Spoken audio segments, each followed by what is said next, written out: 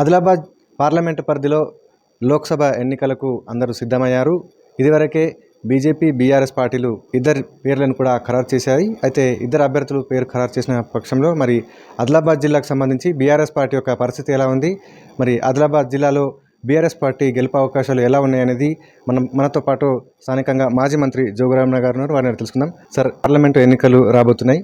అయితే BRS party అభ్యర్థిని ఇదివరకే మాజీ ముఖ్యమంత్రి కేసీఆర్ ఆత్రం సక్కు పేరును ఖరారు చేసిన పక్షంలో మరి ఉమ్మడి ఆదిలాబాద్ జిల్లాలో అంటే ఈ యొక్క ఆదిలాబాద్ పార్లమెంట్ పరిధిలో బీఆర్ఎస్ పార్టీ యొక్క పరిస్థితి ఎలా ఉంది, మీరు ఈ పార్లమెంట్ ఎన్నికల్లో ఎలా ఎదుర్కోబోతున్నారు? స్పష్టంగా ఏంటంటే ఈరోజు బీఆర్ఎస్ పార్టీ ఆదిలాబాద్ పార్లమెంట్ స్థానాన్ని ఎట్టి పరిస్థితుల్లో కైవసం చేసుకున్నటువంటి పూర్తి నమ్మకం మాకుంది. ఆత్రం సక్కు గారిని అభ్యర్థిగా ప్రకటించిన తర్వాత ఇలా మనం బీజేపీ పార్టీని చూస్తాము.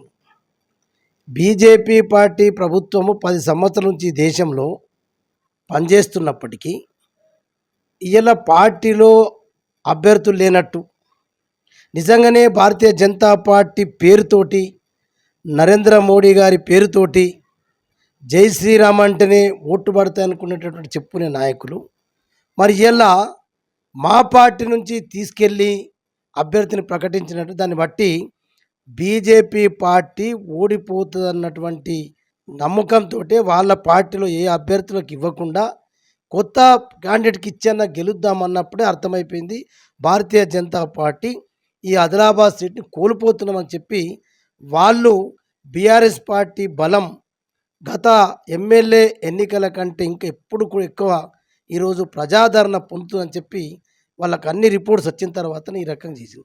కాబట్టి ఎట్టి పరిస్థితిలో ఆత్రం సక్కు గారు రేపు కాంగ్రెస్ పార్టీ అభ్యర్థినే ప్రకటించలే. మరి కాంగ్రెస్ పార్టీ కూడా అన్వేషణలో ఉంది. ఏ పార్టీకి వెళ్ళి వస్తారా అని చూసి మా పార్టీ ఉన్నటువంటి వేరే పార్టీ ఉన్నటువంటి వాళ్ళని వలలేసే ప్రయత్నం చేస్తుంది. దీన్ని బట్టి ఏమవుతుంది, నిజంగానే రాష్ట్రంలో కొత్తగా కాంగ్రెస్ పార్టీ ప్రభుత్వం వచ్చినప్పుడు వాళ్ళ అభ్యర్థులు బొచ్చెడున్నారు. ఇలా వాళ్ళ పోటీ ఉన్నటువంటి అభ్యర్థులు ఎవరు? అసలు పార్టీలో సభ్యత్వం లేనోళ్ళు, పార్టీకి సంబంధం లేనోళ్ళు, ఒక డాక్టర్లు, ఒక ఏపీఓ, ఒక టీచరు. అంటే ఎందుకు ఈ పరిస్థితి అంటే కాంగ్రెస్ పార్టీకి?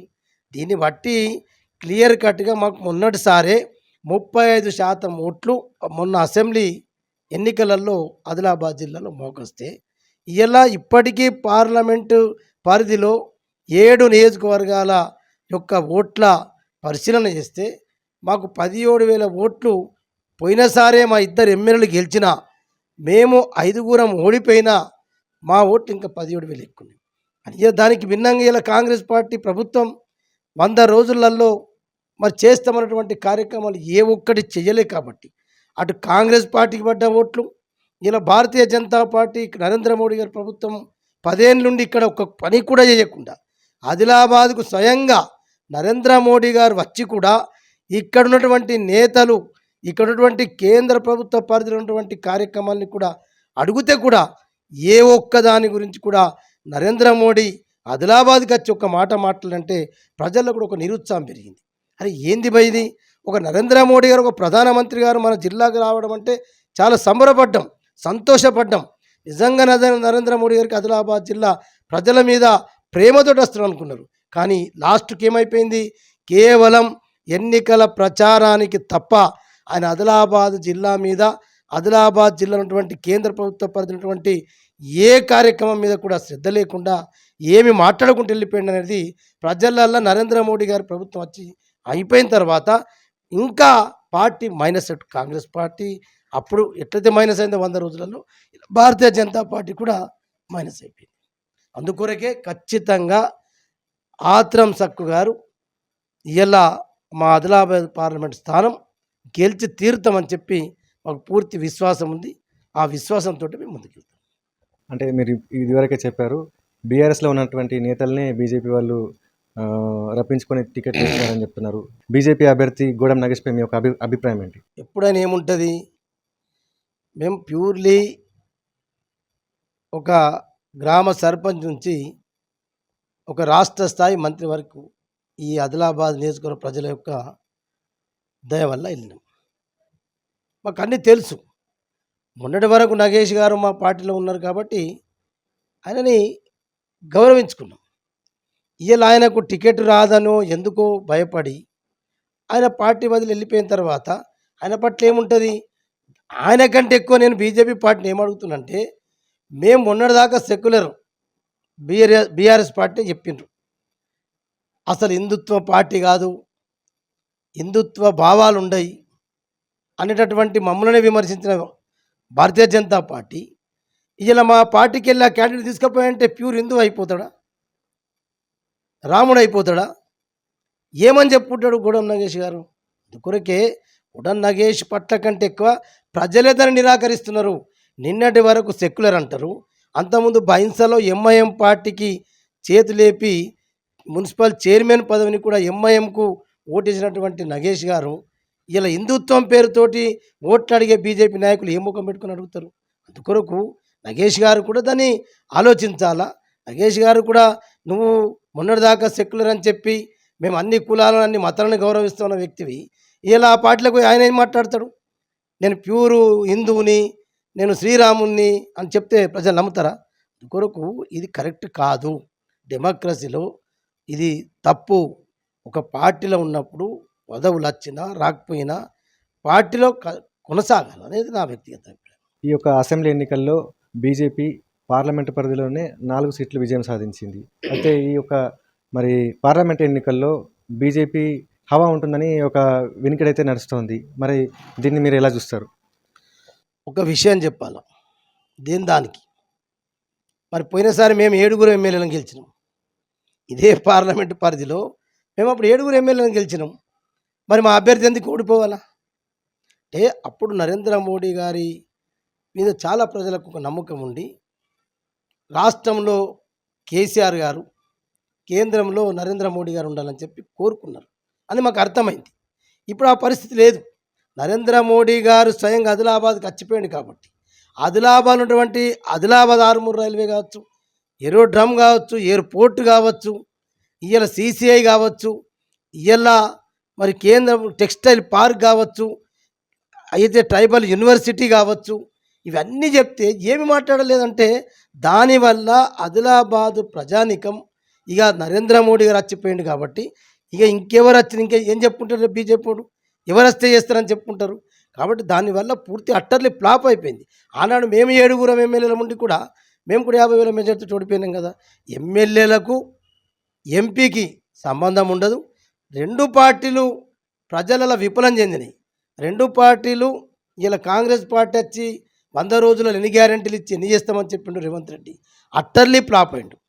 కాబట్టి భారతీయ జనతా పార్టీ అయితే 10 ఏళ్ళలో ఆదిలాబాద్కు ఏ ఒక్క పని కూడా ఏం చేసినని చెప్తారు వాళ్ళు? ఓట్లు అడుగుతున్నారంటే భారతీయ జనతా పార్టీ మీ 10 సంవత్సరాల్లో ఈ ఆదిలాబాద్ జిల్లాకి ఏం చేసింది చెప్పమని అడుగుతారు ప్రజలు.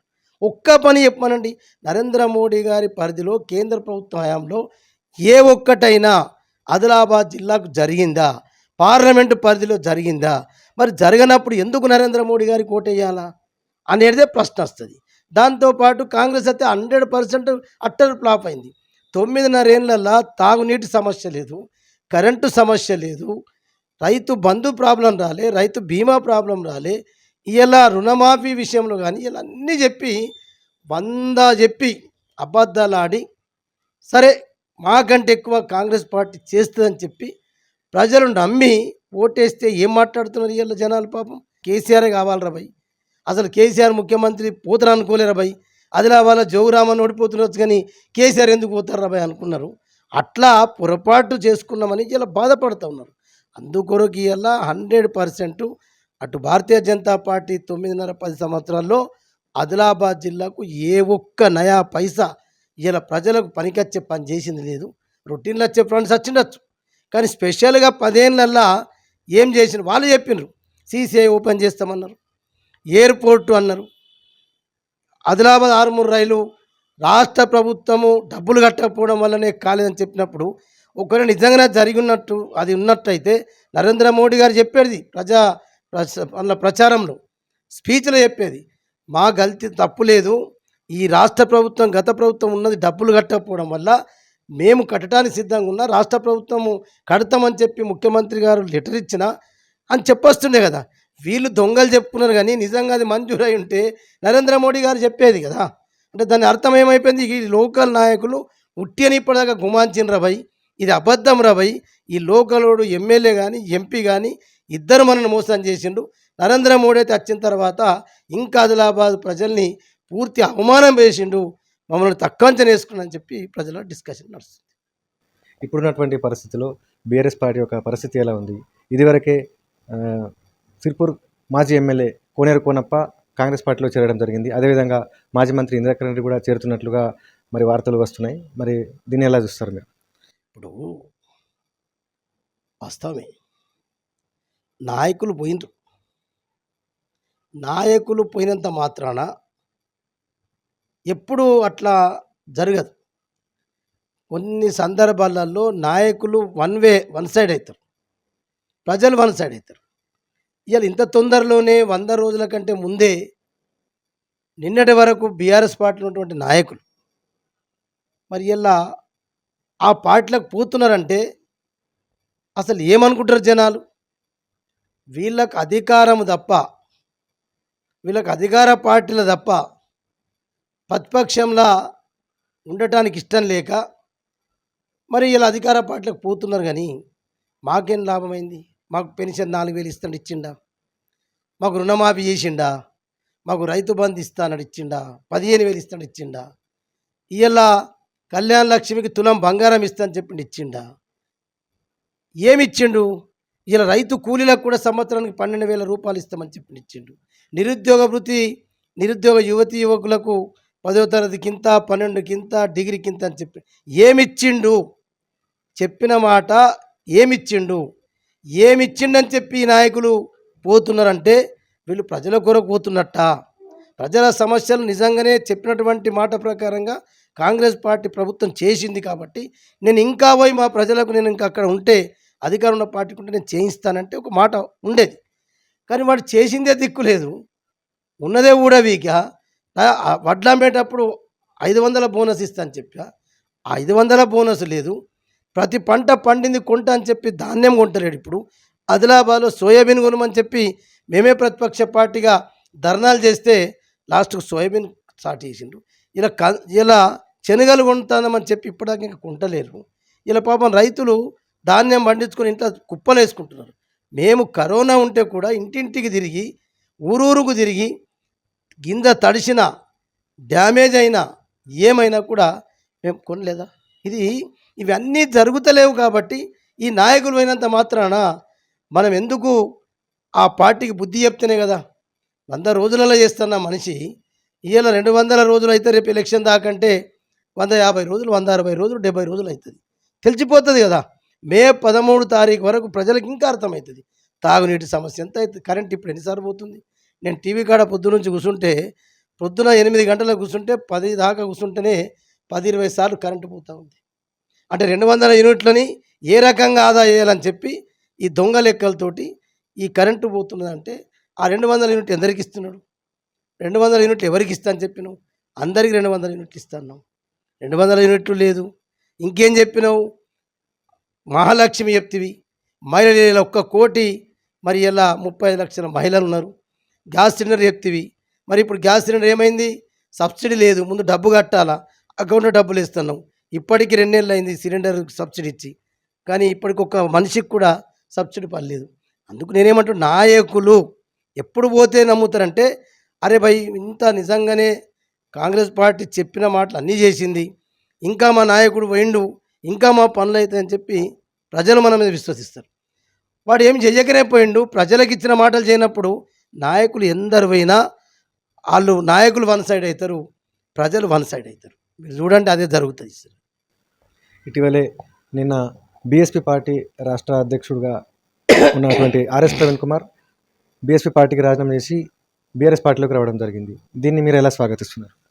ఎంత స్వాగతిస్తున్నాం, ఎందుకంటే ఒక మంచి ఐపీఎస్ అధికారి, అన్ని రకాల అవగాహన ఉన్నది. ఆయన మొన్నటి వరకు సోషల్ వెల్ఫేర్లో అయితే మా కేసీఆర్ గారు ముఖ్యమంత్రి ఉన్నప్పుడు అవుట్ రైట్గా ప్రవీణ్ కుమార్ అనేటటువంటి అధికారి ఉంటే ఇలా సోషల్ వెల్ఫేర్లో మంచి రిజల్ట్స్ వస్తూ ఉన్నాయి. మంచి పిల్లలు ఇలా వాళ్ళ భవిష్యత్తు బాగుపడుతుంది. ఇలా విద్యనే కాదు, విద్యలతో పాటు ఆటల్లో పాటల్లో కూడా అన్ని రంగాల్లో రాణిస్తున్నారంటే గ్రేట్ ఆఫీసరు మరి ఆనాడు ప్రవీణ్ కుమార్ అని చెప్పి మా ముఖ్యమంత్రి గారు ఆనాడు ఉన్నప్పుడు అనేక రకాల ఆయనకు ప్రశంసలు చేసి నిజంగా కూడా ఆయన సేవలు బాగా అందించిండు. అటువంటి అధికారి ఇలా ఒక స్వయంగా రాజకీయ పార్టీలో ఉండి ఇలా రాజకీయ పార్టీని వదిలి మా పార్టీలో చేరిందంటే మాకు ఇంకా బలం. ఆ సామాజిక వర్గాలు కావచ్చు, ఆ సామాజిక స్పృహతుడైన మాట్లాడే మాటలు బట్టి కావచ్చు, ఒక ప్రవీణ్ కుమార్ గారు అసంటోడే ఈయలకు బీజేపీ రాజ్యాంగాన్నే కూని చేస్తామని చెప్పి బాబాసాహెబ్ అంబేద్కర్ గారు రచించినటువంటి రాజ్యాంగాన్నే మార్చేస్తామని చెప్పి 400 వస్తే మేమే మాఫీ చేస్తామని చెప్పి వాళ్ళ మాజీ మంత్రులు బీజేపీ ఎంపీలు మాట్లాడుతున్నారు. రాజ్యాంగాన్ని మారుస్తానికి కూడా సిద్ధంగా ఉంది. బాబాసాహెబ్ అంబేద్కర్ రాసినటువంటి రాజ్యాంగానికి ఇలా తూట్లు పడిసే ప్రమాదం ఉంది. రాజ్యాంగాన్ని రక్షించుకుందామనే ఉద్దేశంతో ఇలా ప్రవీణ్ కుమార్ గారు కూడా మరి కేసీఆర్ గారితో జత కావడం వల్ల అది లాభమే. ఆయనకు వెల్కమ్ కూడా చెప్తాను. సో ఇది మొత్తం మీద మాజీ మంత్రి జోగు రామన్న చెప్తున్నటువంటి పరిస్థితి. రాష్ట్రంలో మాత్రం ఎలాంటి దోకా లేదు. ఇంకా రాబోయే రోజుల్లో నాయకులు ఎవరు పోయినా కూడా బీఆర్ఎస్పీ పార్టీ బలం మాత్రం అలాగే ఉంటుంది. ఆదిలాబాద్ పార్లమెంటులో ఆత్రం సక్కును మాత్రం ఖచ్చితంగా గెలుచుకుంటాం. ఇక్కడ ప్రధాని నరేంద్ర మోదీ ఆదిలాబాద్కు వచ్చి వెళ్ళినా కూడా ఆదిలాబాద్లో ఎలాంటి అభివృద్ధి పనుల గురించి మాత్రం మాట్లాడలేదు. అదేవిధంగా ఇప్పుడున్నటువంటి అధికారంలో ఉన్నటువంటి కాంగ్రెస్ ప్రభుత్వం సైతం సరైనటువంటి సంక్షేమ పథకాలు ప్రజలకు అందించడం లేదనైతే మాజీ మంత్రి జోగు రామన్న చెప్తున్నటువంటి పరిస్థితి. ఆదిలాబాద్ జిల్లా నుండి శైలేందర్, ఏబీపీ దేశం.